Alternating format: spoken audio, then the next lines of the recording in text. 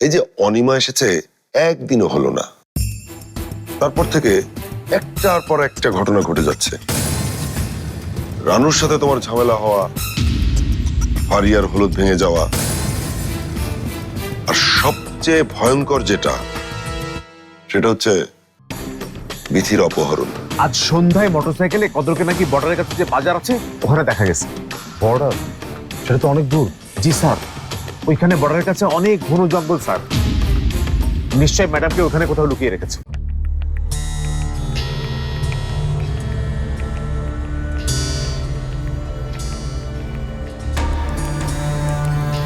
সে কি মা, তুমি এখনো ঘুমাওনি? আজ রাতে আমার আর ঘুম আসবে না ফারিয়া। জয়িতাকে ওই ঘরে পাঠিয়ে দিয়েছি। আজ রাতে আমি এখানেই শুব। চাচাইকে তাহলে পাওনি? ওই লোকটাকে হাতের কাছে পেলে আমি যে কি করব।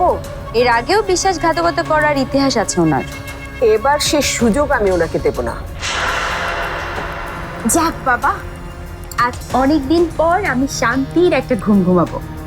রাহাত রানু একসাথে নেই, আমার হলুদের অনুষ্ঠানও ভেঙে গেল। অনেকদিন এমন আনন্দের মুহূর্ত না আমার জীবনে আসেনি মা। আমাকে জাগিয়ে রেখে তুই ঘুমাবি, তাই না? ফরহাদ যে আমাকে সন্দেহ করছে ভুলে যাচ্ছিস? হ্যাঁ, আমি ফেসে গেলে তুই রক্ষা পাবি ভেবেছিস? সবাইকে আমি ফাঁসিয়ে দেব। এসব কেমন কথা মা? আমি তো তোমার সাথে আছি। তাহলে যা, এখনই কফি বানিয়ে আন দুজনের জন্য। এত রাতে কফি? হ্যাঁ, কফি যা করে আন। কাল আমার বিয়েটা কেন ভেঙে দিচ্ছ না মা? এখনই তো সময়। তোমার বৌমার এই অবস্থায় বিয়েটা কি করে হয়? আমি এখনই এ ব্যাপারে কোনো সিদ্ধান্ত নিতে পারবো না। বিথির একটা দফা রফা নিশ্চিত হবার পরেই বিয়েটা ভাঙবে তোর আর বাসারের। আর যদি দফা রফা না হয়? আমার মাথাটা না খেয়ে যা করতে বলেছি সেটা কর তো দেখি।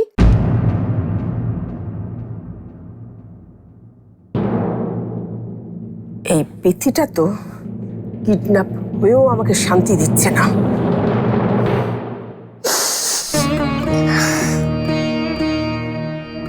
মেয়েটার বিকেল থেকে কোনো খোঁজ নেই। কোথায় নিয়ে গেছে, কে নিয়ে গেছে জানি না, কিচ্ছু জানি না। কিছু কিছু খেতে দিয়েছে কিনা, পানিটা ঠিক মতো দিচ্ছে কিনা। মেয়েটা আমার পানি খেতে না পারলে অস্থির হয়ে যায়, অন্ধকারেও থাকতে পারে না, একদম একা একা। তোমার কাছ থেকে কি আমি দাঁড়া বর্ণনা শুনতে চাইছি? এইসব বললে কারো কষ্ট বাড়াইতেছো কেন? আমি যদি তোমার মতন এক মেয়ে নিয়ে ভাবতে পারতাম তাহলে তো সুখেই থাকতাম। আমার তো ভাবতে হইতেছে সবার জন্য। আজকে রানু এটা কি করলো? রানু কিছু করেনি সালমা, করেছে রাহাত। রাহাত বলে নিজে থেকে গিয়া জড়ায় ধরছে ফারিয়ারে। আচ্ছা, এটা কি সম্ভব? পাগলা কুত্তা কামড়েছে রাহাত রে। রানু যে কি দেখছে কেটাই জানে। রাহাতকেও তো রানুর কথার প্রতিবাদ করতে দেখলাম না সালমা।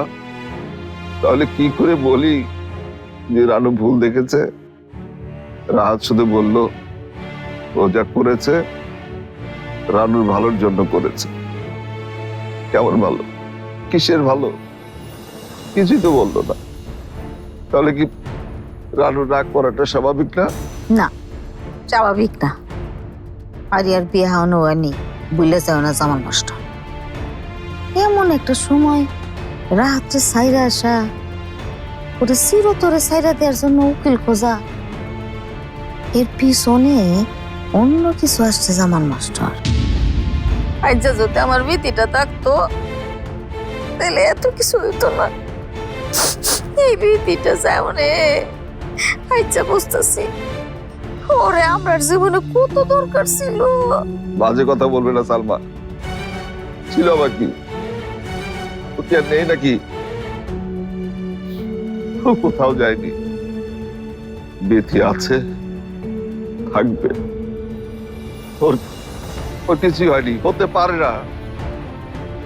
যে কোনো সময় শুনতে পাবে আমাদের আমাদের মিথি ফিরে এসেছে।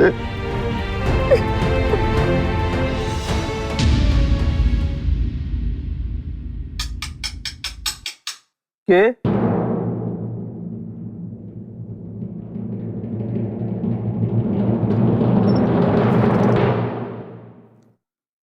রাহাত, তুই তুই কি করছিস এখানে? তোর সাহস কি করে হলো ফারিয়া আমার বেডরুমে ঢোকার? ভাবলাম আজ রাতে হয়তো তোমার ঘুম আসবে না, সেজন্য কফি নিয়ে আসলাম আর কি। তাই নাকি? নাকি তোকে জড়িয়ে ধরার মতো নতুন কোনো নাটক সাজিয়ে এখানে এসেছিস? তা রানুকে বলেছিস আসতে? নাও কফিটা খাও। একটা কাজ করি ফারিয়া, তোর বানানো কফিতে একটু বিষ মিশিয়ে দে না, সেটাই ভালো। আমাকে এত কষ্ট না দিয়ে একেবারে মেরে ফেল। আমি তো তোমাকে কষ্ট দিচ্ছি না রাহাত, তোমাকে কষ্ট দিচ্ছে রানু, আর সারা জীবন দিয়েই যাব। কারণ তোমার মতো ছেলের সাথে ও বড্ড বেমানান, যেমন আমার সাথে বেমানান বাসার। তাই বুঝি?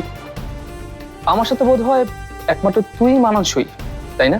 সেটা নিয়ে আমার কোনো সন্দেহ নেই। তুই যা এখান থেকে ফারিয়া। যাচ্ছি, তবে যাবার আগে তোমাকে একটা উপদেশ দিতে চাই। তুমি যদি রানুর ভালো চাও তাহলে ওকে চিরতরে ছেড়ে দাও, কারণ ও কোনোদিনই তোমার সাথে সুখী হতে পারবে না। যাদের যেমন কলঙ্ক থাকে তেমনি তোমাদের সম্পর্কের মাঝে যাদের কলঙ্ক আমি, এত সহজে তো মুছবে না। তাই বলছি ওকে অন্য কারোর সাথে বিয়ে করে সুখী হতে দাও। আমি তোকে এখান থেকে যেতে বলছি ফারিয়া। কাল বিয়েতে কবুল বলার আগ মুহূর্ত পর্যন্ত আমি তোমার অপেক্ষায় থাকবো রাহাত। কাল রানুকে ডিভোর্স দিয়ে আমাদের বিয়েটা কিন্তু হতে পারে রাহাত।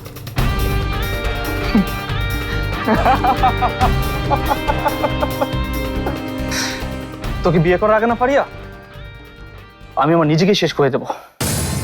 তাতে কিন্তু রানু নিজেকে সারা জীবন অপরাধী ভাববে। তুমি কি তাই চাও?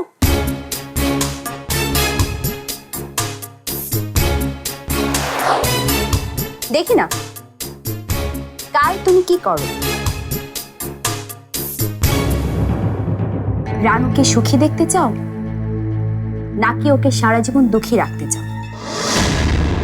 এখন সিদ্ধান্ত তোমার।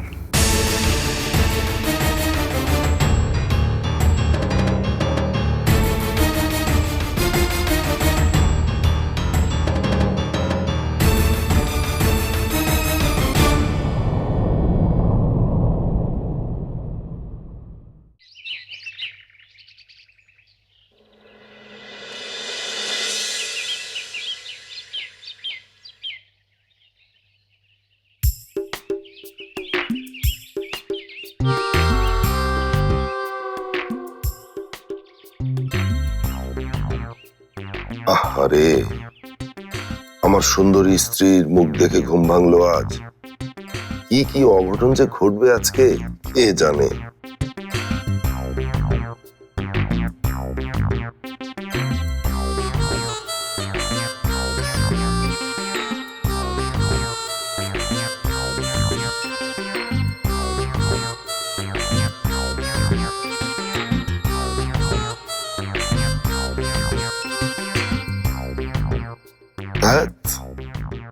আর একটু শুয়ে নেব নাকি? না না, লম্বা একটা দিন সামনে, এখন থেকেই মাথাটাকে খাটাতে শুরু করতে হবে। বিথি বিথি সমস্যার একটা আশু সমাধান প্রয়োজন।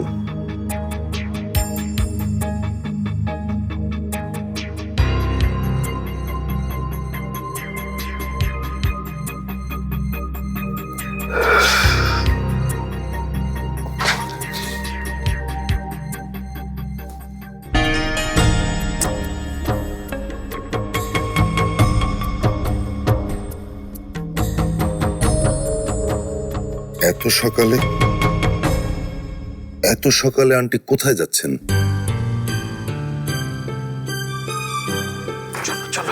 এতক্ষণ লাগে? আচ্ছা ঠিক আছে, চল।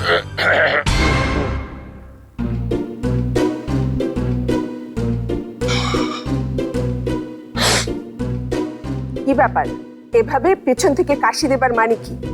না আসলে ওই কাশি না আন্টি, একটু বেশি ঘুমিয়ে ফেলেছিলাম তো তাই গলাটা একটু বসে গেছে, তাই সেরে নিলাম আর কি। ওই যে গায়ক গায়িকারা প্রতিদিন ঘুম থেকে উঠে করে না যা ওরকম আর কি।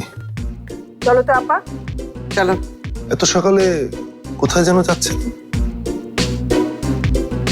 আমি দেখছি। তোমার হাব ভাব দেখে কি মনে হয় জানো কায়সার? মনে হয় এই বাড়ির মালিক তুমি। কে কোথায় যাচ্ছে না যাচ্ছে সবকিছু মনে হয় তোমাকে জবাবদিহি করতে হবে। বুবু আপনি এভাবে কেন বিষয়টাকে নিচ্ছেন? আমি তো ভদ্রতা থেকেই বললাম কথাটা। তুমি প্রয়োজনের থেকে একটু বেশি ভদ্র। একটা কাজে যাচ্ছি আমরা, সেখানে এসে বাগড়া দেওয়ার মানেটা কি? কাজটা কি সেটা বলে দিলেই তো আর বাগড়া দিতে হয় না। মর্নিং ওয়াকে যাচ্ছি, তুমি যেতে চাও? নেবেন আমাকে সাথে নেবেন নাকি? তুমি তো দেখি মস্ত তোমার ব্যাদ দেবো। পেলে পুষে একটা বেয়াদব বড় করেছে আমার ছেলেটা। বলছিলাম কি বুবু, মর্নিং ওয়াকের জন্য পোশাকটা একটু বেশি ভারী হয়ে যাচ্ছে না? দেখে মনে হচ্ছে যেন আপনারা অন্য কোনো কাজে যাচ্ছেন। আপা, তুমি এখনো কেন ওর সাথে কথা বাড়াচ্ছ? চলো তো, চলো। চলো।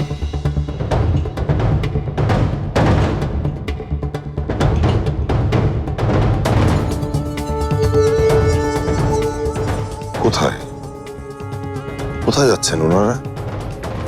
দেখতে হয়তো।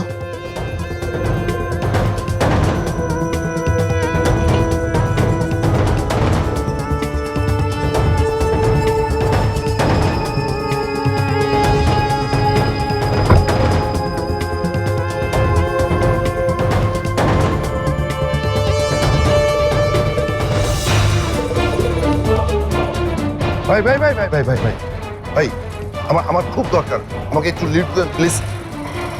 থ্যাংক ইউ থ্যাংক ইউ ভাই। ওই যে গাড়ি গেল না, ওইটা ফলো করুন, যান সোজা যান।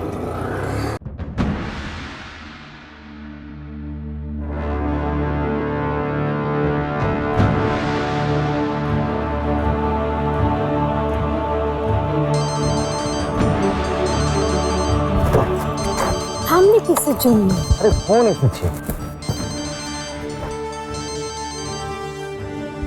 পেলাম ম্যাডাম। তোমার সব টাকা তুমি কিছুক্ষণের মধ্যে পেয়ে যাবে কদর। এখন দয়া করে দিদিকে মেরে ফেলবার প্রস্তুতিটা নাও। শেষই করিয়া দিবে ম্যাডাম। একদম নাটক করবে না কদর। মেরে ফেলবার জন্যই টাকাটা তোমাকে দিচ্ছি আমি। তাহলে টাকা পয়সা পেয়েছি এটা নিশ্চিত হলে কাজ হয়ে যাবে ম্যাডাম। আমার পিস্তলে একটা গুলি আছে ম্যাডাম, সেটা রাখা আছে শুধু আপনার বৌমার জন্য। আচ্ছা ঠিক আছে ঠিক আছে, কিভাবে কি করবে সেটা আমাকে বলতে হবে না, আমি রাখছি এখন। পেলাম ম্যাডাম। টাকা পয়সা চলে আসবে রে বিজলি, চলে আসলেই আমরা ফুরুত। টাকা পয়সা নিয়ে আমরা পালিয়ে যাই, কিন্তু পিঠি ম্যাডামকে আমরা কিছু করবে না। কি বলছিস? কথা খারাপ হয়েছে তোর? কত খারাপ হতে পারে বিজলি, কিন্তু বেইমান না। আমার কাজ আমি করবে, যে কথা আমি দিয়েছি তা করবই। বিথি ম্যাডাম ভালোবেসে বিয়ে করেছে ফরাজ সাহেবকে, দিকে তাদের ভালোবাসাকে নষ্ট করে আমরা কি সুখী হতে পারবে? ওই ম্যাডাম তো মাথা খাইয়ে আছে রে বিজলি, ওইসব ফালতু কথা বলে। ভুল তো কিছু বলিনি ম্যাডাম। সাবধান, একটা কথা বলবি না। আমি যা করবে তুই খালি চেয়ে চেয়ে দেখবি। উঠ।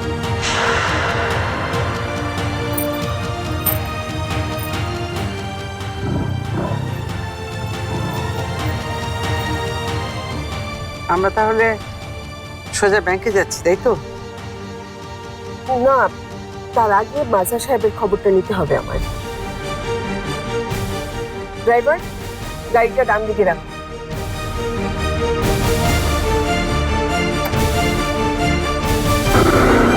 রাসুলা ভাই ভাই ভাই দেখেন দেখেন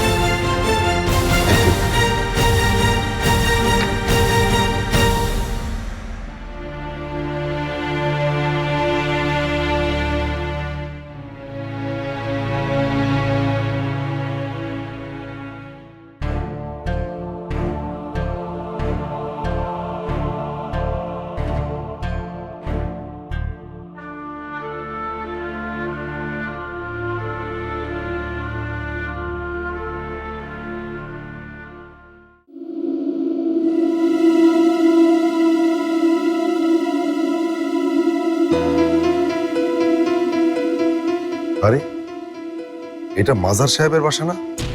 আন্টি এখানে কি করছে?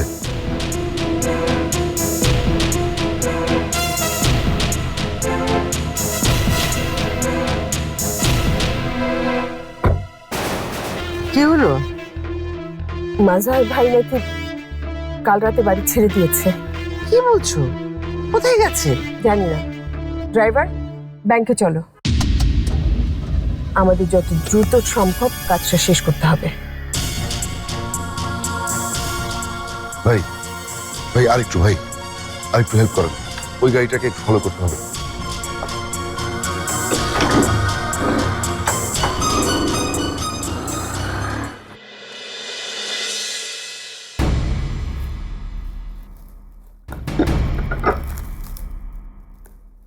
উকিল সাহেব কখন আসবেন বলেছেন কিছু?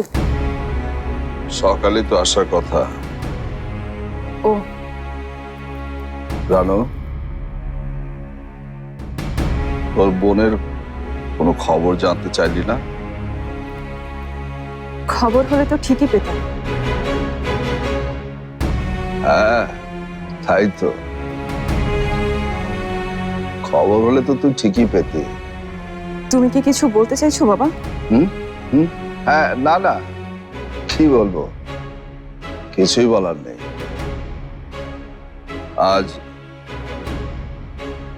আজ বেথির জায়গায় তুই হলে বেথি কি করতো তাই ভাবছিলাম। তোর সামান্য কিছু হলে মেয়েটা আমার কেমন বিচলিত হয়ে যেত। একবার ঝড় বৃষ্টির মধ্যে তুই চলে গেলি রাহাতদের বাড়িতে, সে কি চিন্তা বিথি, সে ঝড়ের মধ্যেই চলে যাবে। তোর মা অনেক বলে কই ওকে আটকালো, অনেক আপন ভাবতো তোকে। আমরা এখনো আপনই আছি বাবা। যদি আপনই হোস তাহলে আপনের মতো আচরণ কর রানু। বেথির কথা এমন ভাবে বলছিস যেন যেন বিথিকে তুই চিনিসই না। ওর খবর তোর কাছে 8-10টা খবরের মতো সামান্য একটা খবর মাত্র। বিথির কথা যদি তোর কাছে বড়ই মনে হতো তাহলে তুই আজকেই উকিল ডেকে ডিভোর্স পেপার রেডি করতে চাইতিস না।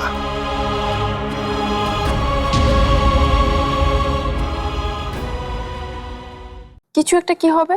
আরে হয় না, কিডন্যাপের পর কত মানুষ কি তো মেরে ফেলে না। এমন ভাবে বললেন যে মেরে ফেললে আমাদের কিছু যায় আসে না। কাউকে বড় অঙ্কের টাকা দেওয়ার জন্য ব্যাংক থেকে টাকা উঠানো হচ্ছে। আমার এখন এসব সময় অবস্থা নেই কাছে ভাই। আমার ধারণা টাকাটা পাঠানো হচ্ছে বিথির অপহরণকারীকে। এটা আপনি কিভাবে বলছেন কাছে ভাই?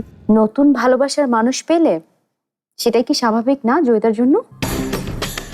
নতুন ভালোবাসা মানে কে? তুমি কিচ্ছু জানো না? না। শোনো ভাই, তুমি যাই করো না কেন খুব সাবধানে। কাছে ভাই, আপনি কি তাহলে মায়ের ফোন সার্চ করে কত নম্বর পেয়েছেন? আচ্ছা, এসব কথা তো পরেও বললে হবে তাই না? এখন তুমি যাও এবং একটু দেখে শুনে থেকো। আমার যা বোঝার আমি বুঝে নিয়েছি কাছে ভাই।